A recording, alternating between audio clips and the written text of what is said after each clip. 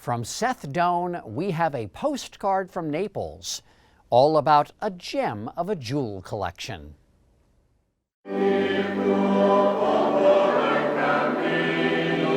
Faith and fortune have intertwined in Naples over the centuries to create one of the world's great treasures. Here there are thousands of precious stones.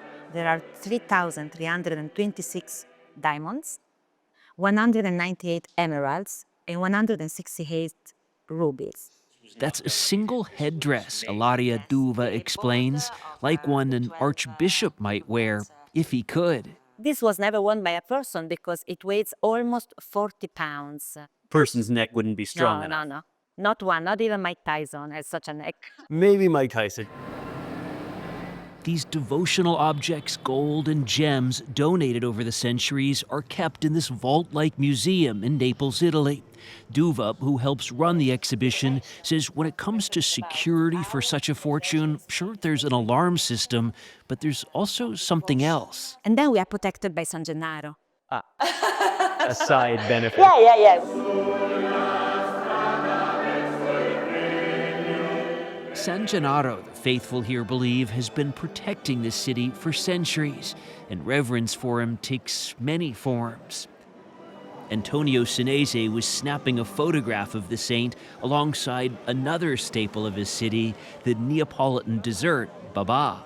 The two big things in Naples. Yes, it is. The baba and San Gennaro. They're just missing pizza, actually. Yeah, And then you'd have the perfect photo. yeah, it is. Yeah, San Gennaro is like a protector for us. Several times a year, throngs gather outside a Naples cathedral. While inside, a safe is opened, and the faithful look for what they see as a miracle, whether blood said to be that of San Gennaro liquefies. In local lore, that's a good omen. Usually when we take out this solid and then will come liquid or... Girolamo Carignani is a member of the board or Deputazione, which for centuries has built and safeguarded this treasure dedicated to San Gennaro. And here is the bust of San Gennaro. The saint, he explained, was a bishop of a nearby town who was jailed and killed by pagan Roman forces in the year 305 AD. Then fast forward about 1,200 years to 1527, when the city was facing a triple threat. War, volcano, and plague. All together. And the people from Naples, they said, look, San Gennaro, if you stop with all these three, we will build for you a magnificent church. The city in the shadow of Mount Vesuvius was spared, and San Gennaro's place at its heart was solidified. Offerings of thanks to him began pouring in, all as the city was becoming more important.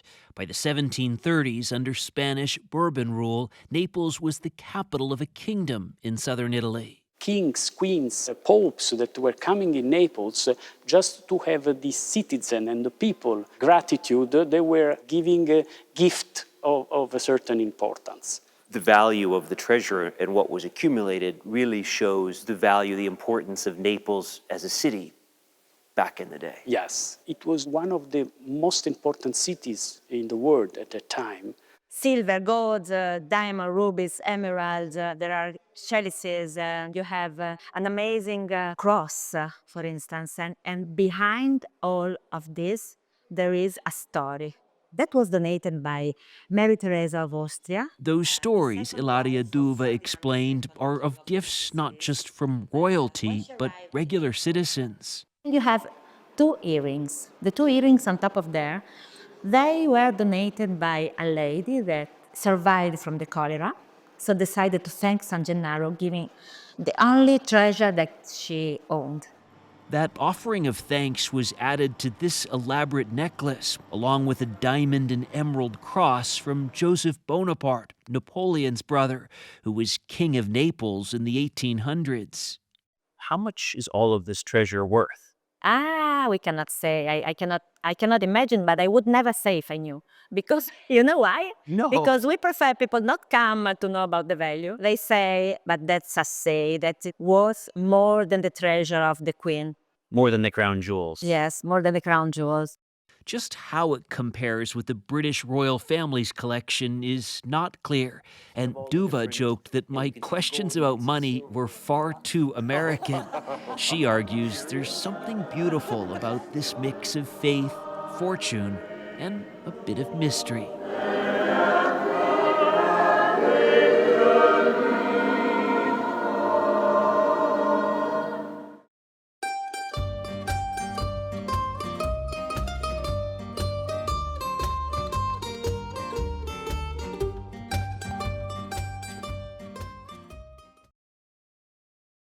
It's a truly storied part of our national heritage, facing problems very much of today.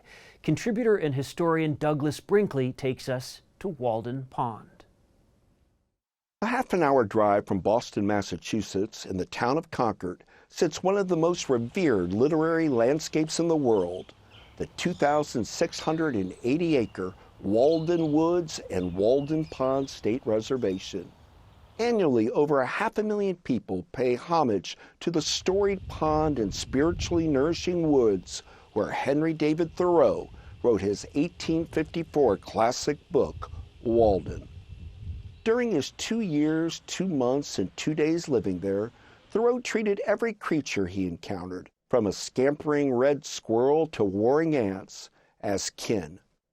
As Thoreau wrote at the outset of Walden, "I went to the woods because I wished to live deliberately, to front only the essential facts of life and see if I could not learn what it had to teach, and not, when I came to die, discover that I had not lived."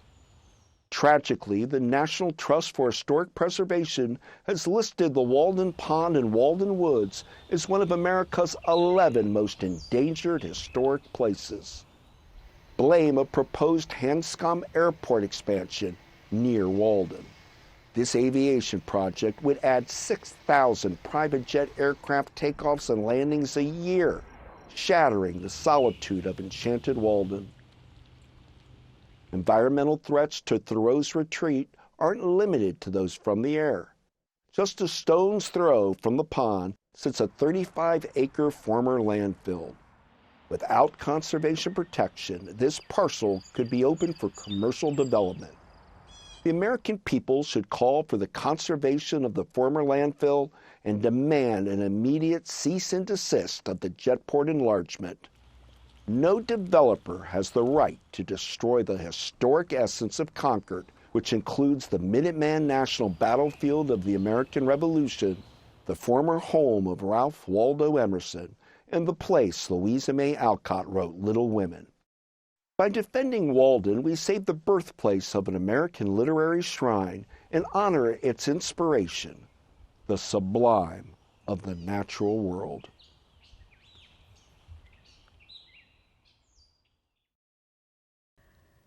The Bermuda Triangle is the infamous grave for any number of ships, some filled with a fortune in treasure now buried under the ocean floor.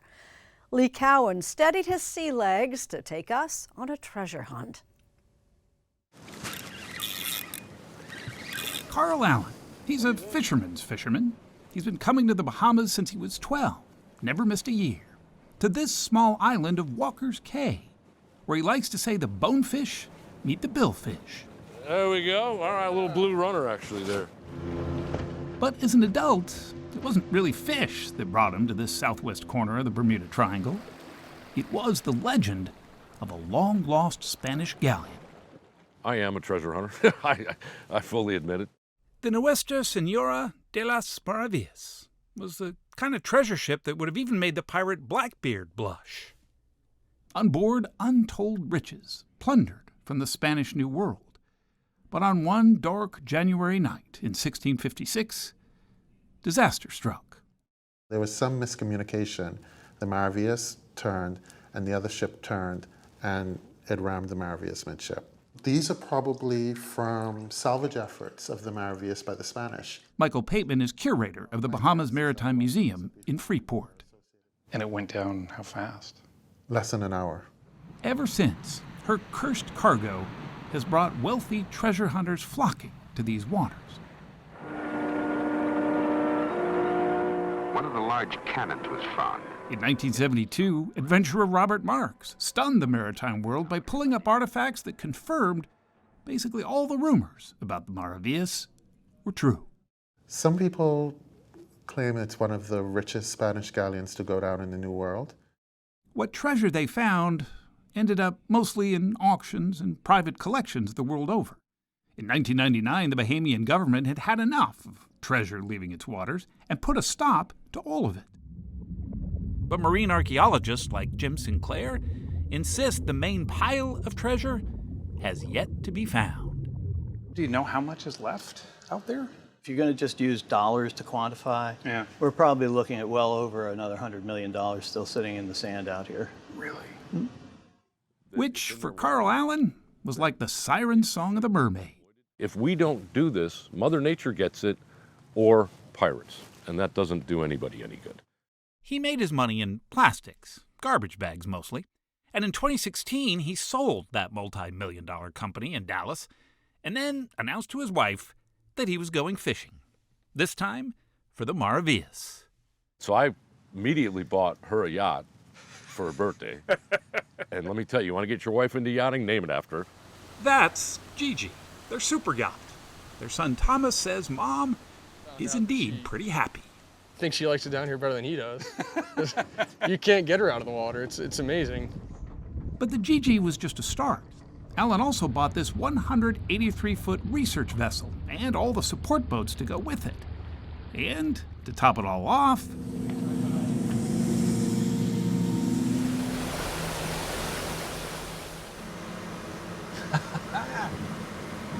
yep, he bought his own submersible.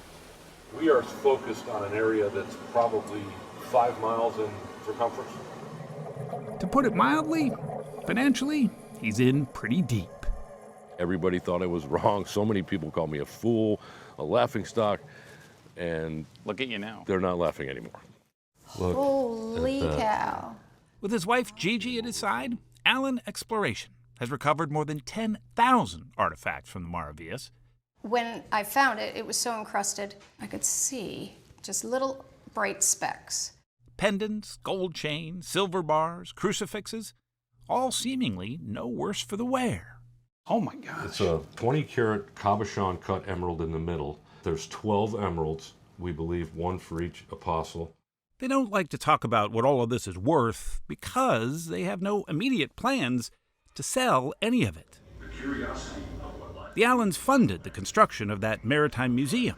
They also run it themselves because they believe the Maravillas treasure belongs in the Bahamas. And, well, so do they. Come on, Cash. They're full-time Bahamian residents now. Walker's Cay, well, that was abandoned until 2018 when the Allens bought it and started fixing it up.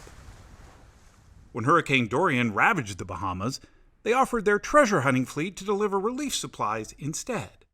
From what I'm seeing off the stern of Reaper, It was that same year that the Bahamian government lifted the moratorium and granted the Allens exclusive rights to survey some 250 square miles of underwater desert. Lee, we are just behind the hole, so there will be a swim upstream a little bit. They were generous enough to host us at sea, but they also put me to work. To dive with the Allens is to disappear into an underwater scavenger hunt on a long, dead reef. It's tedious work. The conditions have to be perfect, and it's not without its dangers. But I can say firsthand their passion for the hunt is infectious. Oh my gosh, you found those just on this dive? It's the last dive. These are nice, big, chunky, what you call pieces of 8. And they'll clean up really nice. Right now, you can see the oxide on there. But despite this massive effort, the ever-shifting sands of the Bahamas are still the boss. You could have the right equipment, which I built. You could have the right people, which I have. And then Mother Nature says, no, not today. It's going to be her that'll run me out of this business. Mother Nature? Yeah. But she's not beaten him yet. The pull of the sea is as strong now as it was when he was a boy. And it's anchored the Allens to the Bahamas in all the best of ways. We love doing it, and we're helping these people at the same time. Where do you sign up for that?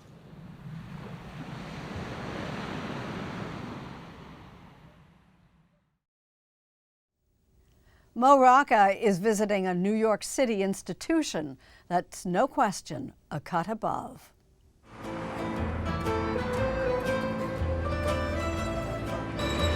At the edge of Manhattan's Little Italy sits a butcher shop virtually frozen in time since it opened in 1923. I joke many times and I say it's half museum, half butcher shop. I should charge admission because so many people come in and they're just like, is this real? Jennifer Prezioso is the butcher, owner and fourth ever employee of Albanese Meats and Poultry, following in the footsteps of her grandpa Mo and before him, her great-grandparents. This is my great-grandma's handwriting. It's a very old book, I guess you could say, of orders. This is from March 1st, 1934. Back then, this is where you came for fresh meat. This whole block was full of butchers. They used to sell the cattle at Canal Street. Albanese's, which turns 100 next year, Enjoy. Good to see you. Keep the rest. Oh, thank you. is the only butcher shop left on the block. I could make franchise with the butter and lemon. Ann DeBonis has been coming here since she was a kid. Come here and you think of old times. If this feels like the set of a TV show, 8 pounds. well, it has been. We got the rabbi! In fact, Prezioso was acting on stage when Grandpa Mo started slowing down and she stepped in to help out. He was like, well, I thought you want to act, that's what you love to do. And I was like, I do, but I also love to be here and tell our story every day. What started as driving her grandpa to work turned into an apprenticeship. And then Mo popped the question. He said, so when I die, are you going to take over the store?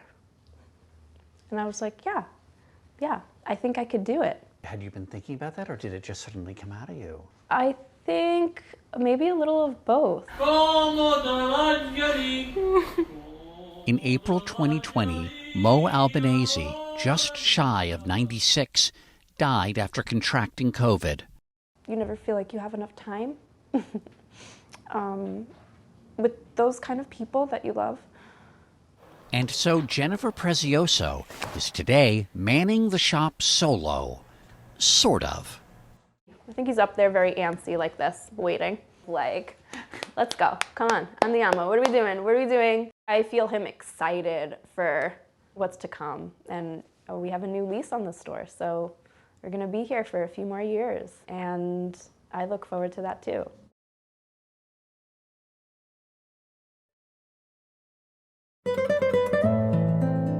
Nestled in the Montecito Hills above Santa Barbara, Fureidis is an oasis of tranquility and class. Designed by famed architect Bertram Goodhue for New York real estate tycoon James Waldron Gillespie, the home was completed in 1906. Gillespie fell in love with the 10-acre property because the climate reminded him of the Mediterranean Sea. The Mediterranean inspired the design, too, with Roman, Middle Eastern, and European influences all around. Lights with Swarovski crystals are a recent addition, alongside custom furniture replicating originals seen in Buckingham Palace. Outside, the lush landscape features more than 100 different types of trees, including one of Montecito's largest fig trees. A perfect setting, no doubt, for the silver screen, as Al Pacino's Florida mansion in the 1983 gangster film, Scarface. Other familiar faces, Albert Einstein, Winston Churchill, and John F. Kennedy, have all paid visits to Fureidis. And this morning, so do we. Time for some island hopping.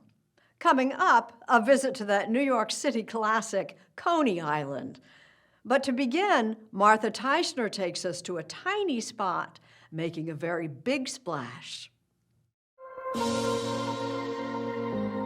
It looks like something a child might have imagined. A mirage of an island floating above the Hudson River. Eccentric? Over the top? Fun? Leaving the city, going to Oz. Little Island is billionaire Barry Diller and his wife, fashion designer Diane von Furstenberg's $260 million present to the city of New York, topped not by a bow, but a man-made magic mountain. I kept saying, no, make it higher, make it higher. What I didn't realize is when you get up here and you look around, it's so glorious. Call it the pinnacle of Barry Diller's ambition. What I would say is, could we build something that could be kind of an icon for the city, an icon of New York? Just by looking at it instantly, everybody knows what it is. That was... And that definitely is happening. That was the direction. Because of those things on top of the concrete pilings, referred to as tulips, 132 of them, all different shapes and sizes, holding Little Island up. Designed by British architect Thomas Heatherwick. This was an area where you could really see the height of the columns into the water. This is your favorite spot? Yeah. Von Furstenberg's favorite spot is the 687-seat amphitheater. What you feel when you're here is just gratefulness and gratitude and happiness, really. And judging from the reaction to a concert here, it's a joyful place to get over COVID confinement. If this is now, take a look at then, the old Pier 54 in its historic heyday. The ship carrying the survivors of the Titanic docked here. A few years later, the Lusitania began its doomed voyage from the very same spot. Superstorm Sandy in 2012 did in Pier 54. Like so much of Manhattan's West Side waterfront, it was derelict and had been deteriorating for decades. The waterfront was really decrepit and the piers were crumbling. You see Michael Kimmelman is the architecture critic for the New York Times. The story of the West Side became the story of Manhattan's reinvention. And the West Side here came to be reinvented as a park, essentially. Before Little Island, DVF and BD, as they refer to each other, poured $40 million into the High Line, an abandoned elevated railroad a few blocks away that was turned into a park. So popular, it's been widely copied. Will they be building little islands all over the place? Yeah, I don't know that other people will because almost no public money was spent. You know, that's difficult to do in other cities. In his review, Michael Kimmelman, a fan of Little Island, raises the question, should billionaires be remaking public spaces? We can't just rely on rich people and their sense that they want to build something and where they decide to build it, to build an equitable, fair, healthy city. That doesn't mean that this park, however, is not an asset for everyone in the city. We're lucky, we've got resources, so we could build something that was unexpected. Do we have the right to? No, but in fact, this was a torn down pier in which nothing but a flat space was going to replace it. And visitors seem to like what they got instead. It's a gathering space for everyone because that's what we need right now. I love it. I think I like the landscape of it, and I like the different levels. So, up here, you can dance to the music down there. Diller and von Furstenberg have pledged another $120 million to maintain the park and pay for programming over the next 20 years. Why did the two of you decide to put your money on the west side of Manhattan as opposed to endowing a hospital wing or something like that? But I love public spaces. They're not curing a disease, but they allow civic life to be better. I see people Happy. walking across that bridge in huge numbers, and it makes them really happy. And all they do is smile. At dusk, the amphitheater fills up. Maybe the most photogenic spot on a camera-ready island. The nightly show is the sunset over the Hudson. Here on Little Island, a place to look and laugh and kiss until the sun is gone, and then just turn around and watch the moon rise over the city.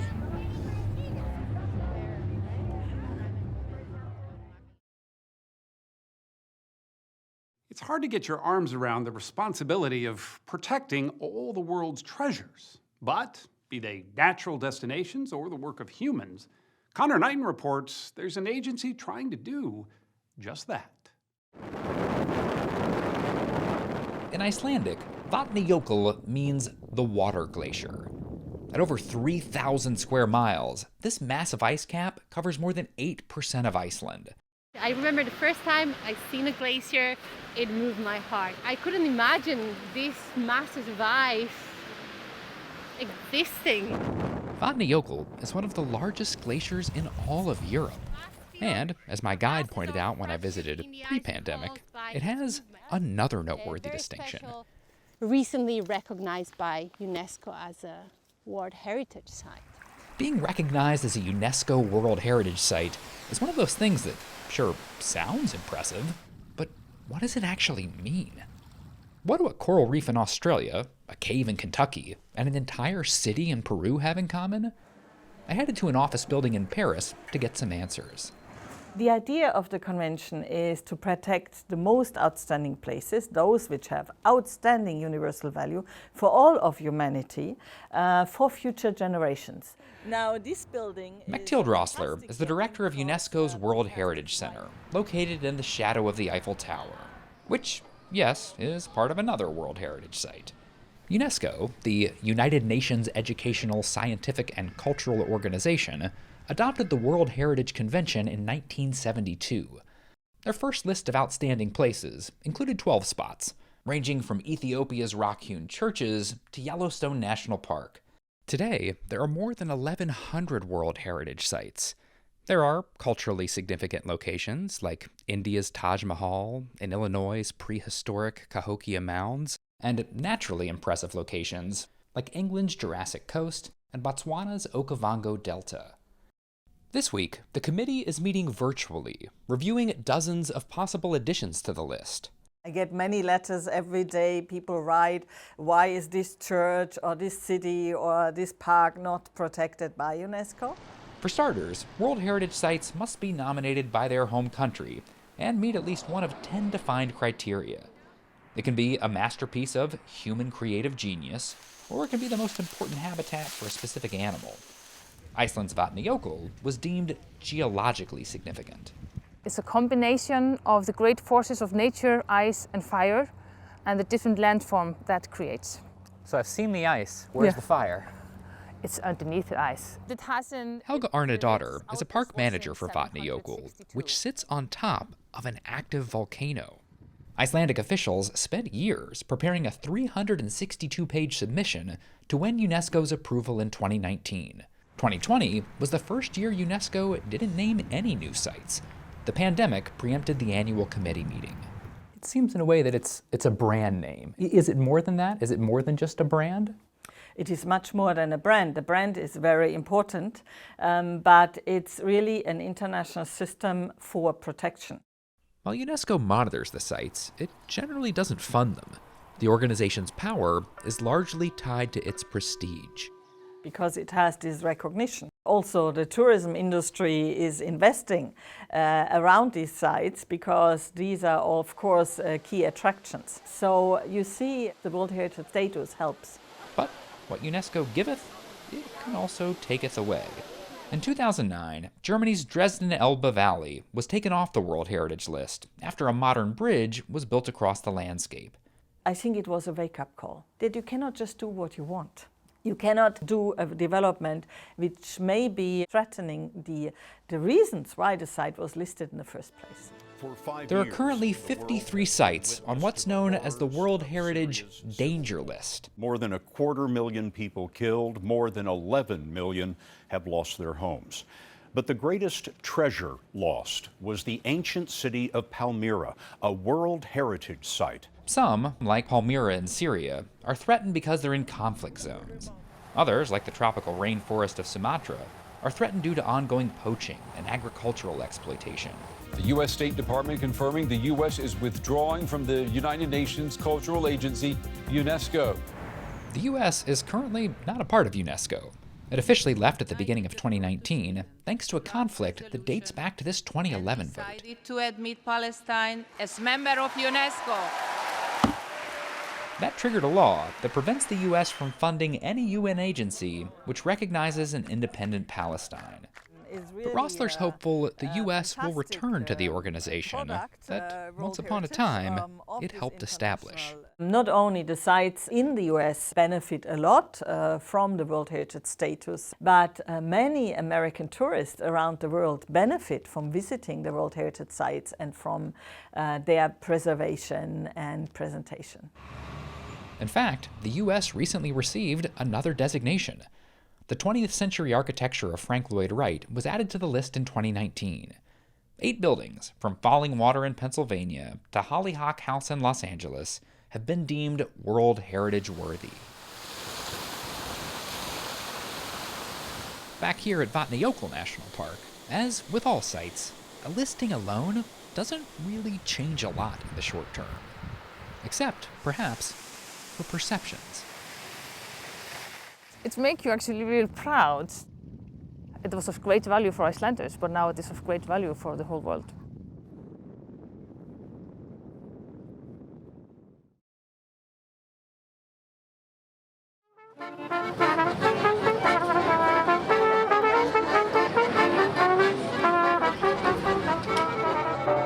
Founded during Roman times, Florence has for centuries been a hub of commerce. At its center, the Duomo Cathedral and the Ponte Vecchio Bridge, built in the 14th century. The sole bridge to survive Hitler's bombing during World War II. The Ponte Vecchio was the only bridge remaining across the Arno when the Germans completed their demolition. It's said it was deemed too beautiful to destroy. The poet Dante, of Inferno fame, was born in Florence in 1265. And then, starting in the 1400s, under the Medici family, Florence gave rise to the Renaissance. Today, their Pitti Palace features 30,000 works, 11 alone from Raphael.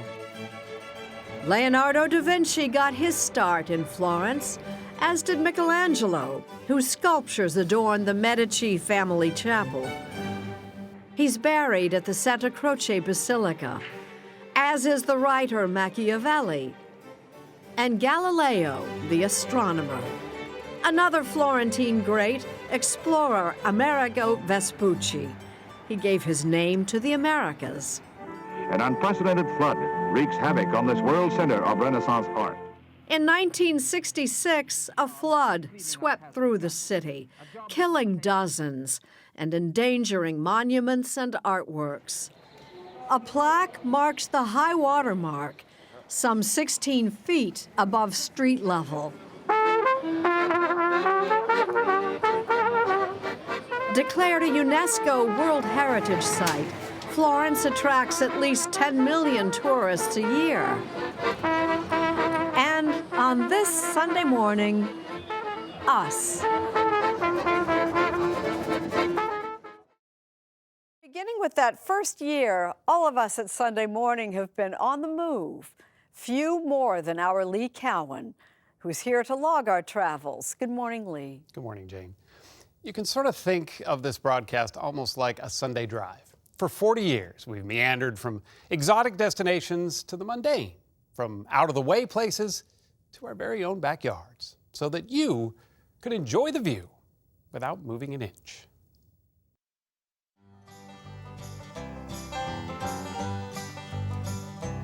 I have miles and miles ahead of me. We stick to the back roads, which are full of surprises. Sunday Morning was born in part out of an affliction, Charles Kurralt's incurable case of wanderlust. When Francis Johnson started saving twine, he just couldn't help himself. It's just crazy. Well, you don't have to be crazy, but it helps a lot. On any given Sunday, his itinerary could take you from the largest ball of twine in Minnesota to the historic attempt to unravel communism in Beijing. It's become something much deeper and stronger. Giant sequoia trees in California's Sierra are more than 2,000 years old. In our 40 years, we've tried to maintain that tradition, hoping that each new dot on a map might reveal a new side of ourselves. The total darkness and harsh winters make it nearly impossible to maintain a year-round camp. We've seen the adventurous spirit of tourists exploring the top of the world, and the determination of freezing scientists researching the bottom of it, too.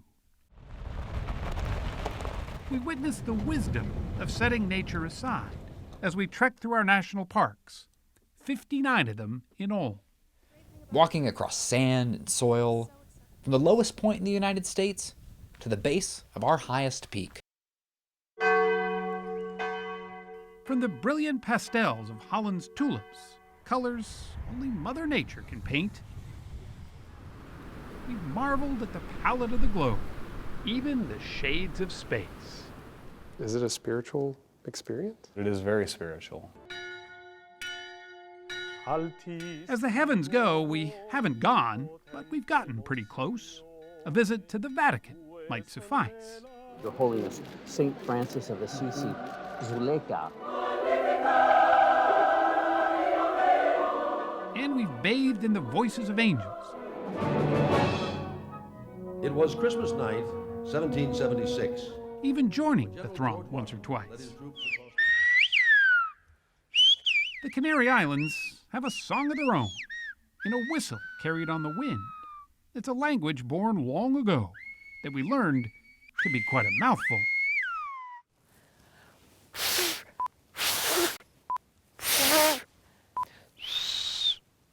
Keep practicing, Tracy.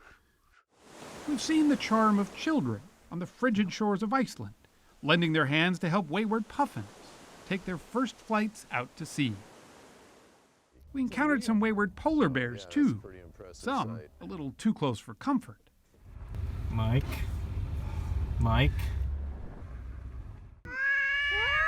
There were more cats than we could count on an island off Japan. We've sailed the oceans on ships of old and aboard the ships of tomorrow. Instead of lookouts, you now have video monitors. We don't have to have sailors do it, we have cameras do it for us. It looks pretty vintage. It is vintage. It's actually made out of real wood. Yeah, you don't find that in aviation anymore. We've soared above stadiums in the Goodyear blimp and hovered over cities with a photographer who preferred his helicopter have no doors. It's like when you're literally leaning out over the edge of the chopper. You forget about it after a while. We've rolled on the rails of the Maharaja's Express as it chugged through northern India. And we've taken the wheel in vehicles ourselves. Handles like a dream. Of every shape and size.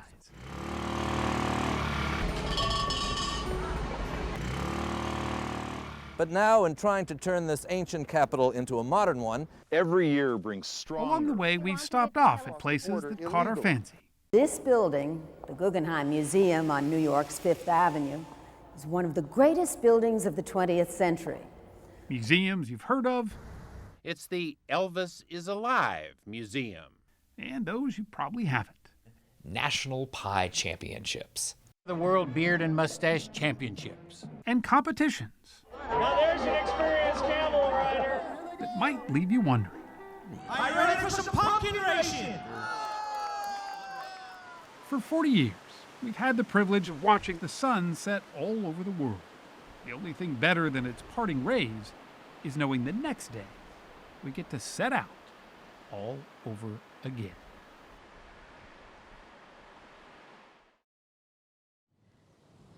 We're just outside Amsterdam at Hortus Bulborum, home to the signature flower of the Netherlands.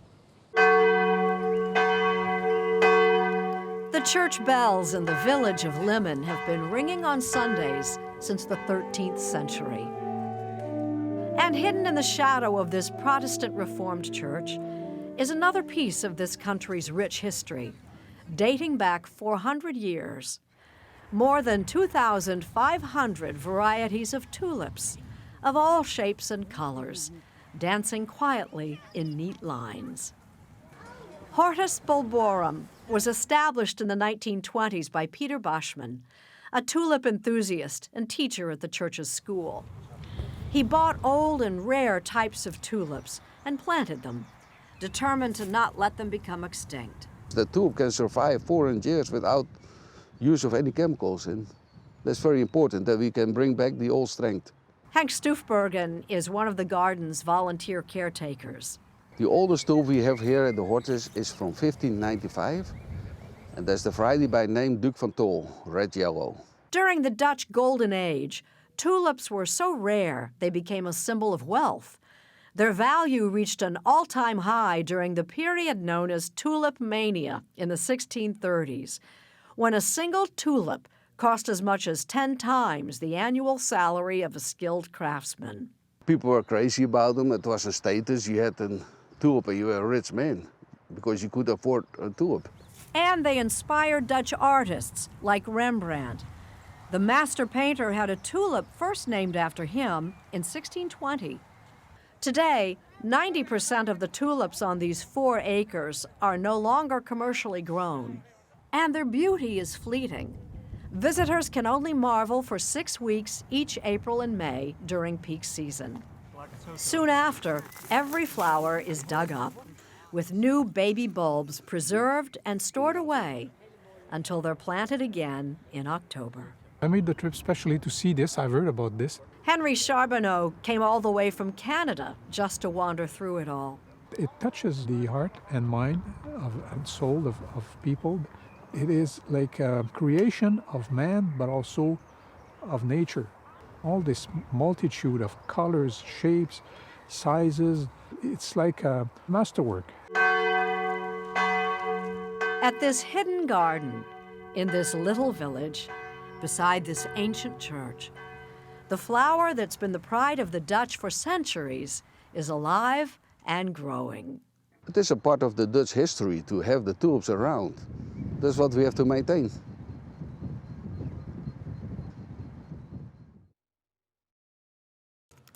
If you ask best-selling author Doug Preston, he'll say he doesn't believe in curses.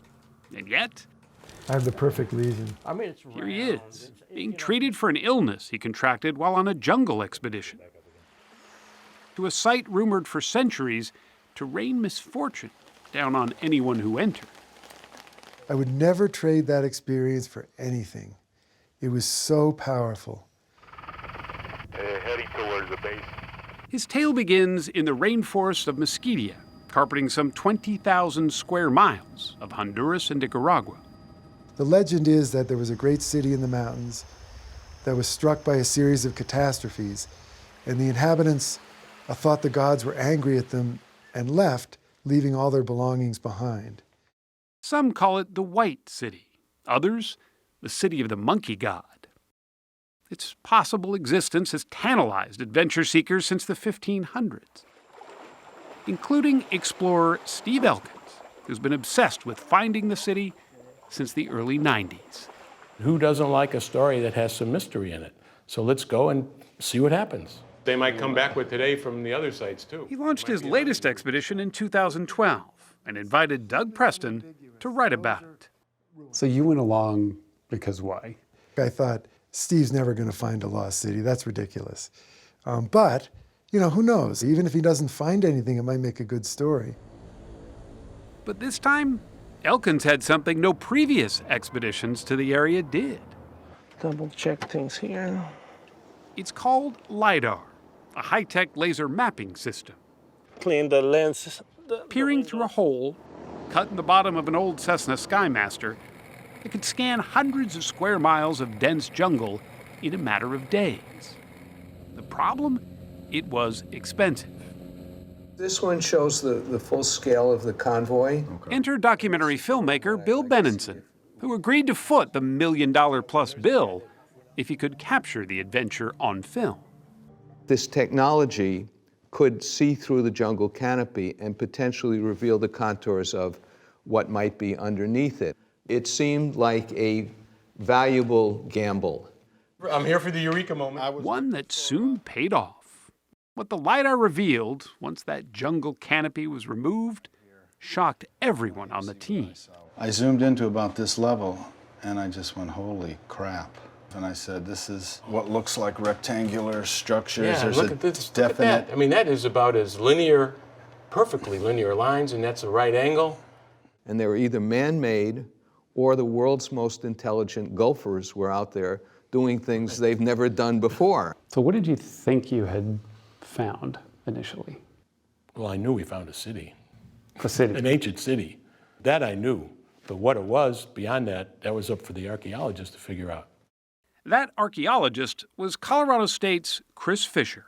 It sounds like it's a pretty big deal. Well, I think it is. Is it like Machu Picchu? No, but for this area, from regionally, I think it's very, very important. He helped National Geographic artists come up with this rendering of what the city might have looked like. Here you see the interior of the plaza.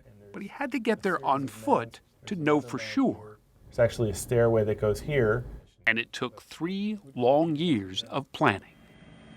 Just to get into this jungle is extremely dangerous. And once you're there, it's thick with poisonous snakes. The deadliest, a pit viper called the fer-de-lance. Docile enough during the day. But when one slithered into camp under the cover of darkness, it caused an understandable panic.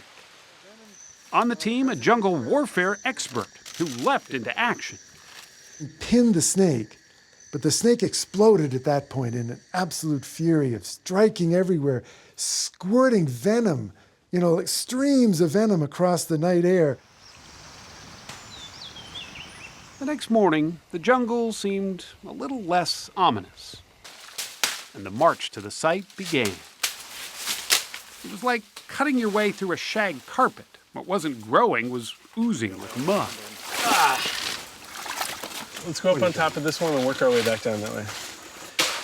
The jungle was so thick, all they could see were leaves, even when standing right in front of what Chris Fisher thought was a pyramid.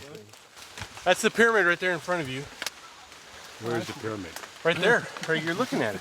The big lump. The big lump. Can't say I see a whole lot from here. Well, that's what it is. That's a pyramid. It's made out of earth. There were no stone structures to speak of, just foundations. But the next day, almost by accident, disappointment turned to jubilation. Do you see this? There's a heap. There are inscriptions right here. There are? Yes. On the edge here, at least decorations anyway. Someone said, hey, wait a minute. There's some weird stones over here. And we all came back. And the first thing I saw was a jaguar head coming out of the ground, carved in stone, snarling. Okay, whoa. Everybody stop. Back up. Don't touch anything. Don't clear anything, please. There at their feet was a trove of artifacts believed to date from the 16th century.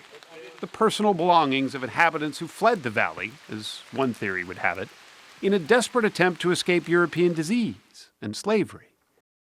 It was phenomenal to think that in the 21st century, you could still find something like this on the surface of the earth. Some in the academic community, however, are not so easily impressed. We don't go out looking for treasure anymore.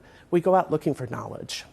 Rosemary Joyce, a professor of anthropology at UC Berkeley, says an expedition led by filmmakers reeks more of Indiana Jones than it does real science. And some 20 other archaeologists agreed. Anybody can write an adventure story. We have no objection to that. But it's being portrayed as archaeology, and it's not. Thank you. Some indigenous people bristled when the Honduran president removed the first artifact himself. They considered the site sacred and said it should be left alone. So in the end, what this expedition unearthed was a lot more than just relics. It became a stew of excitement, questions, criticism, and ill health. Well, maybe he'll end up in a hospital like this.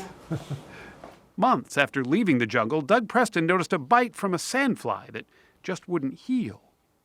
So did Chris Fisher.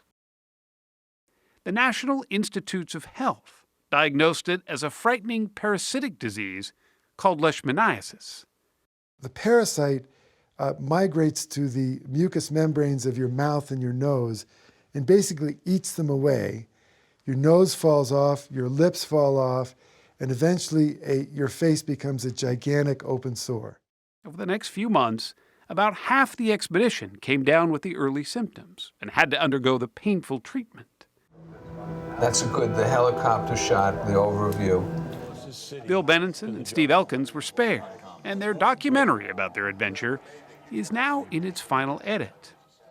Doug Preston, bucking the criticism, titled his book, The Lost City of the Monkey God. As for the site, well, only a fraction of it has been excavated, and questions linger about how or if to go back again. Too dangerous to stay there. It's just too dangerous. And just getting in and out is dangerous. It would seem the jungle is still fighting to keep its secrets, an almost impenetrable veil making a better accounting of what's really there difficult at best. And that, in the end, may be the most lasting curse of all.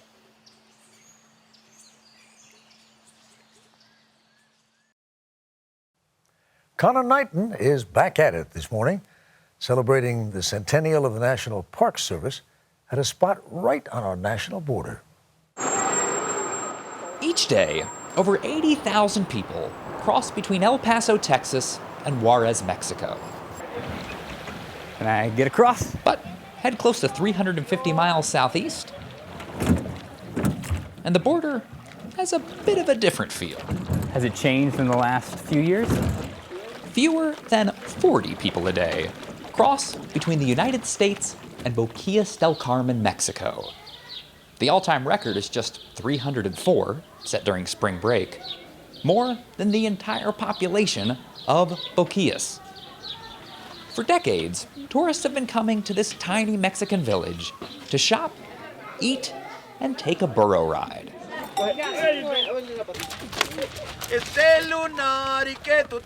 Boquillas is within shouting distance, make that singing distance, of a national park.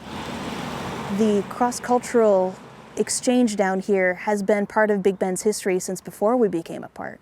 This land once was Mexico, so there were Mexicans that lived here. Jeanette Gerardo is a ranger at the park, which takes its name from the Big Bend of the Rio Grande. For 118 miles, the river twists and turns through this remote stretch of far west Texas. It marks the southern border of the park and of the United States. With our scenery, especially the canyons, it's almost hard to remember that one half of the canyon is United States and the other wall belongs to Mexico. So we share these resources. Mention wall and Mexico in the same sentence these days, and you're bound to get some strong opinions. But these walls, 1,500 feet high, were built by nature millions of years ago. In 1935, Texas Senator Morris Shepherd wrote to President Roosevelt, encouraging him to make this region a peace park, managed by both countries. As the legislation for the park was being written, part of the discussions were about having this binational or friendly nations park. But it's just never come to fruition to have that formal agreement. But informally, the park has always had ties to the Mexican side. The dividing line is shallow enough you can walk across it. I didn't know that the Rio Grande would be like this wide. Yeah, kind of pequeño. Yeah, it was Not so grande. Yeah. This was the Smith family's first trip to Mexico. You hear that a lot in Boquillas. We've had a lot of people that have come to Mexico for the first time, and what they really like is that we have a very safe town here. Lilia Falcone was born in Boquillas. Today, she works at the restaurant her parents started back in the 1970s. one of just 2 restaurants in town. We don't serve like steaks and all that because we still have to go 160 miles away to go get our groceries. The traditional food they do serve is delicious. But for over a decade, there were no tourists to feed. Did September 11th affect how many people were coming here? Well, yes, it completely changed our lives because in 2002, we got the border closed here for 11 years. Up until 2002, Boquillas was considered an informal crossing point. Enforcement wasn't really a priority. But increased security after 9/11 meant that remote crossings like Boquillas were all shut down. Because a lot of the economy down there was tourism-based, most of those families had to move away because there wasn't a way for them to legally support themselves anymore. It was devastating for the town. The bar was the only business that stayed open. But in 2013, the government opened an official port of entry in the park. Next week marks its 3-year anniversary. The gates are only open from 9 to 6 p.m., 5 days a week. The building is staffed with park rangers. To enter back into the U.S., you chat with a Border Patrol agent through a video kiosk. Hello? It's a high-tech experience at the end of a decidedly low-tech day. Back home, just in time to watch the sunset over another country. When you draw those arbitrary political lines, it becomes a little bit more apparent how much the landscape is just one down here.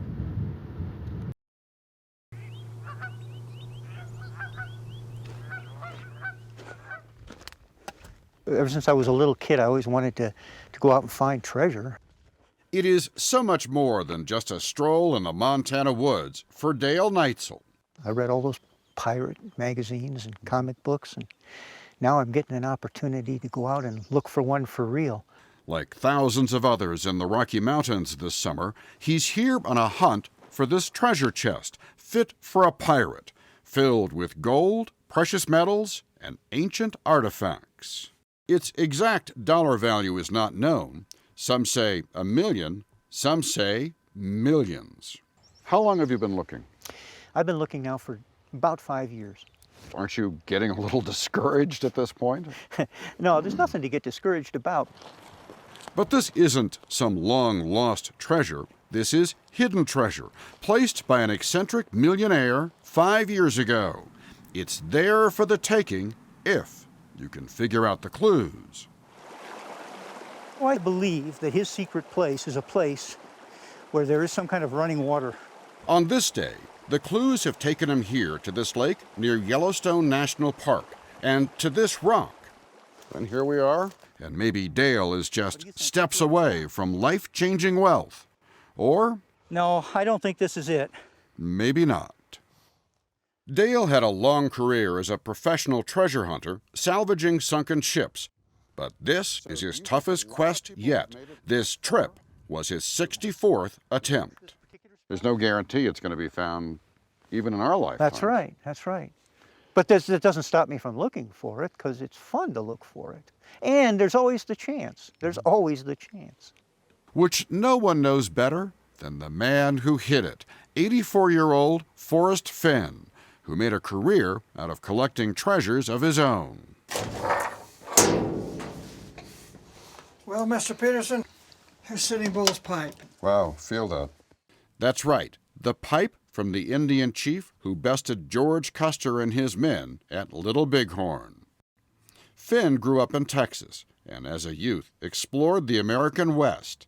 He learned a lot about life's value as a fighter pilot in Vietnam, where he was shot down twice.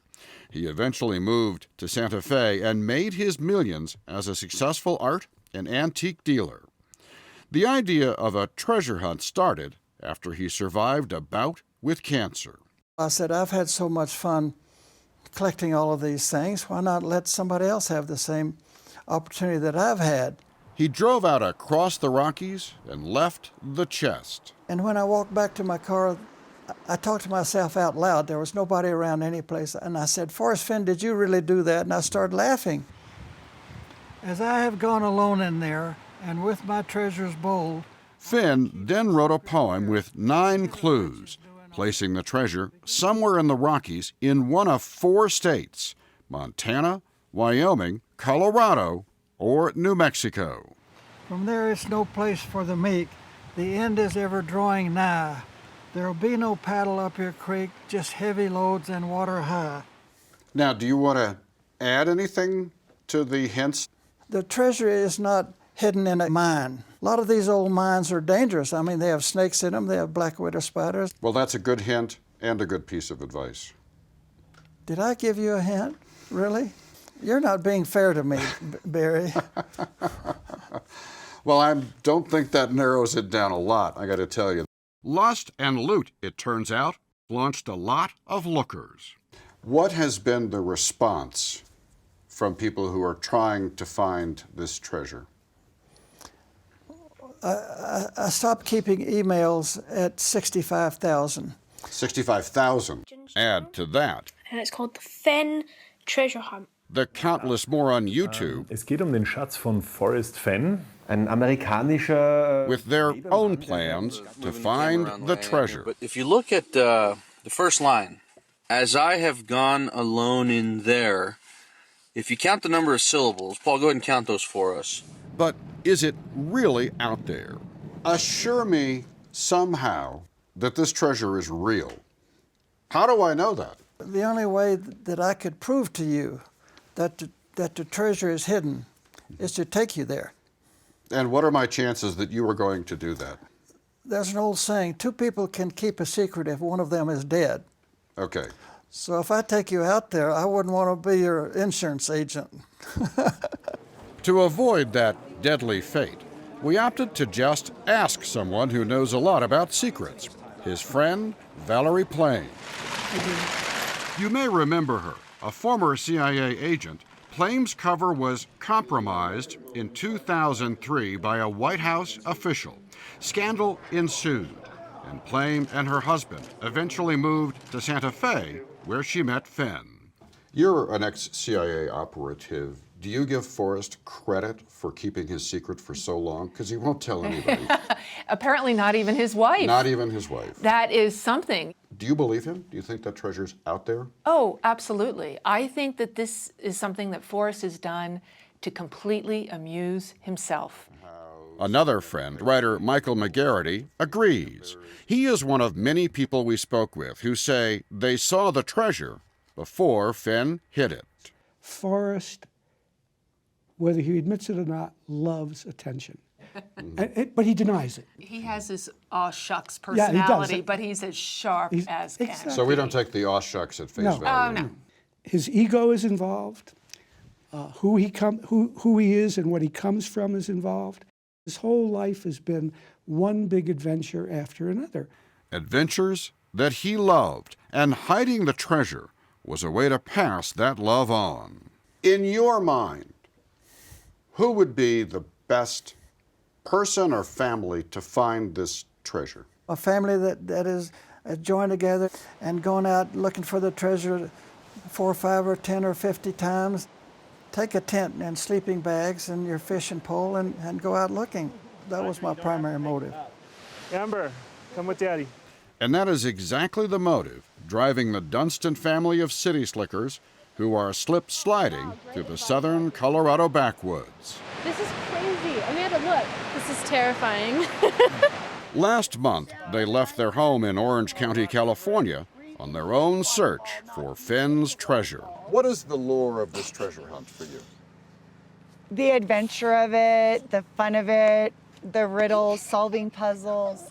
Parents Marlene and Mark, along with Amanda and Amber, Audrey and Ashlyn, are far from their comfort zones. There might be bears, there might be wildlife, we might get lost, so it's super fun. I feel like I really bonded with my older daughters doing it.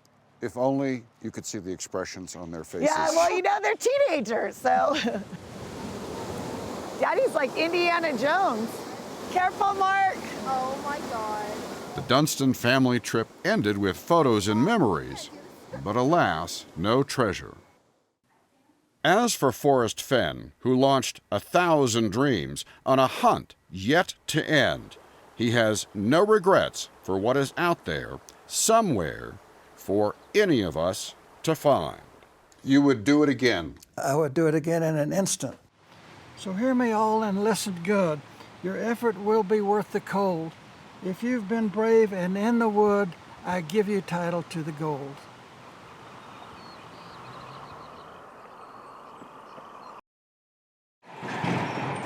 This week, I went searching for the birthplace of America in a Baltimore Rite Aid. Yeah. Could it be in the photo shop? No, I think Or it was you're leaning closer to that end. Yeah. Could it be down here at Pharmacy? Probably closer to this end. Andy Carroll, a faculty member at Chapman University, Could be with mascara. is the one who discovered the historical significance of this particular spot of land. But it's essentially in this vicinity, in this area. There's a whole world out there waiting to be found. I mean, these sites exist in cities and towns across America. What Andy does, for fun, is research events that have been mostly forgotten, then tracks down exactly where those events happened. Like this California apartment building, where the man who invented the electronic television did his first experiments. Or the Iowa laboratory, now parking garage, where the first American car was built. Or the New York street corner, where the first cell phone call was made. I love the idea that people walk past these places every day having no idea that this extraordinary event took place right in their own neighborhood. This is it. His latest discovery centers on nothing less than the Declaration of Independence. There are several versions of the Declaration, but this version, printed a few months after the original by a woman named Mary Catherine Goddard, played a crucial role in the war, which we were losing at the time. Congress was literally on the run, and they wanted to send a message that the country was still united, far from beaten.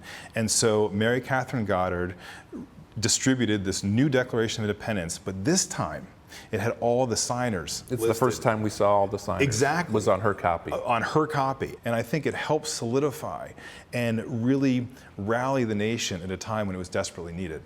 Which brings us back here. This is where it happened. To the makeup aisle at Rite Aid, likely site of Mary Goddard's print shop. This is absolutely one of the birthplaces of our nation. You're saying that in front of the lipstick. Right.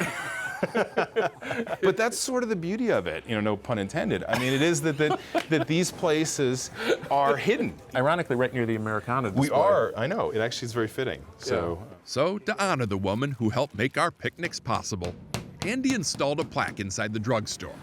But more importantly, Andy hopes her story, this story, reminds people that you don't need to go to the Smithsonian to go back in time, that there may be a lot of history right under your massaging gel insoles.